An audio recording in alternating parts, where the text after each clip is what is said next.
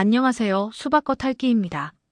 오늘 우리가 함께 살펴볼 이야기는 사마천의 사기 중에서도 인간의 신의와 의리가 무엇인지 보여주는 개포난포열전입니다. 말의 무게가 황금보다 무거웠던 시대, 그 기록 속으로 함께 들어가 보시죠. 사마천은 이 열전에서 초안쟁팩이라는 격동의 시대를 배경으로 신과 의라는 인간의 근원적 가치가 한 개인의 운명을 어떻게 결정짓는지 기록했습니다. 주인공인 개포와 남포는 각각 약속의 무게와 충절의 깊이를 상징하는 인물들로 권력의 비정함 속에서도 꺾이지 않는 인간 정신의 가치를 우리에게 전해줍니다. 당신은 진나라 멸망 후 항우의 초와 유방의 한이 천하를 두고 다투던 대혼란기였습니다. 이 거대한 역사의 소용돌이 속에서 개포와 남포는 자신의 주군을 위해 목숨을 걸고 싸우며 자신들만의 가치를 역사에 아로새겼습니다.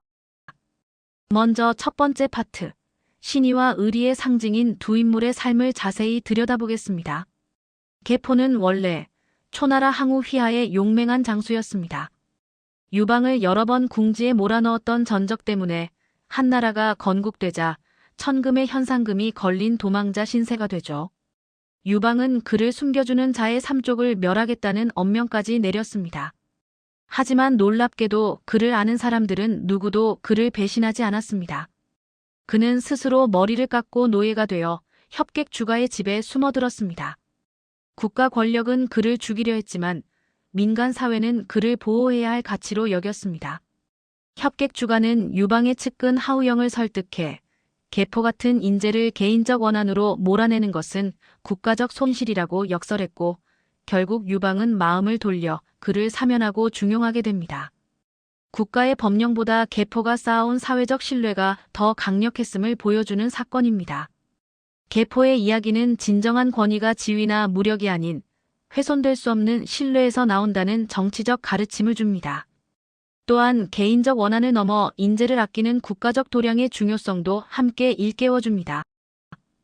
신의의 화신이 개포라면 남포는 목숨을 건 의리의 전형입니다. 그는 양왕 팽월이 미천하던 시절부터 함께 고생하며 깊은 우정을 나누었습니다. 남포가 포로가 되었을 때 팽월이 그를 구의 대부로 삼았으니 두 사람의 관계는 시련과 은혜로 더욱 단단해졌습니다. 하지만 팽월은 결국 모반무고로 처형당하고 삼족이 멸족됩니다.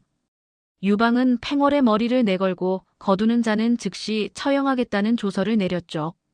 하지만 사신으로 나갔다 돌아온 남포는 망설임 없이 팽월의 머리 앞에서 제물을 올리고 통곡했습니다. 죽음보다 깊은 의리를 택한 것입니다. 체포된 남포는 끓는 가마솥 앞에서 유방에게 당당히 말합니다. 그는 유방이 팽성과 형양에서 항우에게 패퇴하며 위기에 처했을 때 배후에서 초나라를 교란하며 한나라의 승리에 결정적인 공헌을 한 것이 바로 팽월이었음을 논리정연하게 상기시켰습니다. 그는 팽월의 처형이 증거도 불분명한 사소한 의심에서 비롯된 부당한 조치였으며 이로 인해 모든 공신이 불안에 떨게 될 것이라고 경고했습니다. 그리고는 팽왕이 죽었으니 나도 죽는 게 낫다. 어서 삶아 죽여라라고 외쳤습니다. 이 용기 있는 직언은 절대 권력자였던 유방마저 감복시켰습니다. 남포의 통곡은 단순한 슬픔이 아니라 부당한 권력에 대한 정치적 저항이었습니다. 그는 맹목적인 복종이 아니라 군주의 잘못을 목숨 걸고 바로잡으려 한 진정한 충신이었습니다. 사마천은 이를 통해 진정한 신하는 국가의 장기적 안녕을 위해 목소리를 내야 한다는 이상적인 모습을 제시했습니다. 두 번째 파트에서는 이들의 삶에서 유래해 오늘날까지 살아 숨쉬는 고사성어들을 살펴보겠습니다. 개포와 관련된 개포일락, 배신의 위험을 경고하는 전공필육, 그리고 남포의 정신을 담은 시사여기까지. 이 성어들은 수천 년 동안 약속과 배신, 용기의 의미를 되새기게 하는 소중한 유산입니다. 개포일락은 황금 백근을 얻는 것이 개포에 한 번 승낙을 얻는 것만 못하다는 당시 초나라 속담에서 나왔습니다. 특히 아첨꾼 조구생조차 개포의 명성을 인정하며 이를 천하에 알린 일화는 신의가 타인과의 관계를 통해 어떻게 사회적 영향력을 갖게 되는지 잘 보여줍니다. 반면 교사로 삼아야 할 인물이 바로 전공입니다. 개포의 외삼촌인 그는 위기에 빠진 유방을 살려주며 훗날 보상을 기대했죠. 하지만 유방은 황제가 된 후 주군인 항우를 배신한 전공을 처형했습니다. 후세의 신하가 본받지 못하게 하라는 유방의 결단은 제국의 새로운 충성 규범을 확립하기 위한 냉혹한 현실주의였습니다. 죽음을 집으로 돌아가는 것처럼 여긴다는 뜻의 시사여기는 남포의 최후에서 완성됩니다. 끓는 가마솥으로 끌려가면서도 태어냈던 그의 모습은 죽음을 형벌이 아닌 신념을 지킨 자의 영광스러운 마무리로 받아들였음을 의미합니다. 진정한 용기가 무엇인지 묻는 장엄한 장면이죠. 이제 마지막으로 사마천이 이 인물들을 통해 어떤 도덕적 잣대를 제시했는지 정리해 보겠습니다. 계포는 일관된 신의로 스스로를 보호하는 가장 튼튼한 방패를 만들었습니다. 남포는 정의를 향한 무모할 정도의 헌신으로 권력자마저 감복시켰죠. 하지만 원칙 없이 눈앞의 이익만 좇았던 기회주의자 전공은 결국 치욕스러운 죽음을 맞이했습니다. 사마천은 원칙을 지킨 계포와 남포에게 압도적인 도덕적 권위를 부여했습니다. 반면 기회주의적 가치에 대해서는 철저하게 비판적인 태도를 취했죠.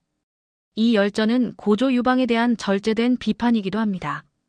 유방의 복수심과 냉혹함을 드러내는 동시에 그가 신의를 알아보고 포용하는 도량도 함께 묘사해 복합적인 군주의 초상을 그려냈습니다. 이는 절대 권력의 시대에 지식인들이 가져야 할 도덕적 지침서가 되었습니다. 결론입니다. 계포와 남포의 이야기는 단순한 생존 기록이 아닙니다. 권력은 황제에게 있을지 몰라도 역사적 불멸성은 미덕을 지킨 자들의 것이라는 사마천의 최종 평가입니다. 계포일락과 같은 이름으로 살아남은 이 도덕적 승리의 기록은 오늘날 우리에게도 큰 울림을 줍니다. 지금까지 사마천이 기록한 신의와 의리의 정수, 계포남포 열전을 함께 살펴보았습니다. 오늘 이야기가 여러분의 삶의 작은 영감이 되었길 바랍니다. 시청해주셔서 감사합니다. 지금까지 수박겉핥기였습니다. 구독과 좋아요는 큰 힘이 됩니다.